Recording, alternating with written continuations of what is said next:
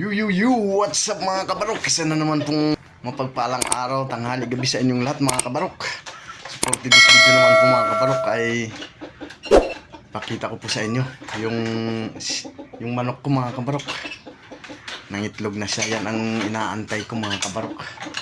So first time niya mangitlog. Yung dala to galing sa probinsya mga kabarok. Ayan no. Napakasarap sa pakiramdam na makita mo yung alaga mo mula nung maliit pa na magbubunga na siya mga kabarok. Ayan yung itlog niya mga kabarok. Yan mga kabarok, yan yung may lahi mga kabarok. Ayan yung lahi niya ng anak ng itlog ng babae ko. Ito naman yung isa kong manok mga kabarok. Ayan o. Hay.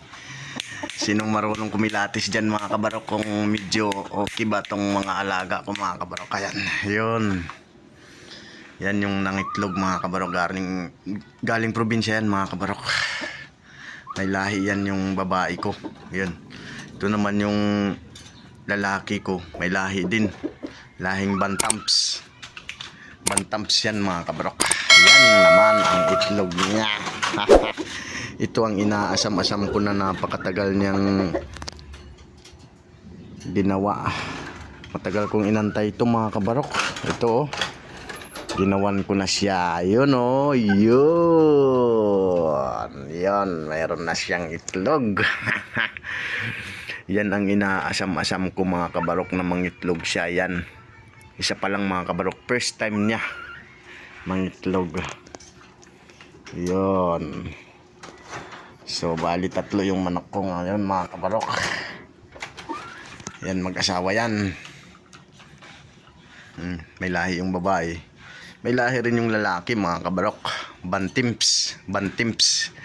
Ito naman yung isa ko. Yun.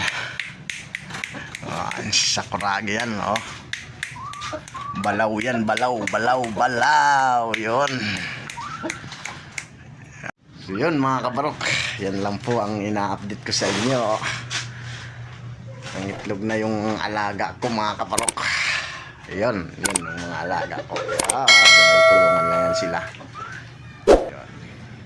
Yun, hanggang dito lang po mga kabarok. God bless you all.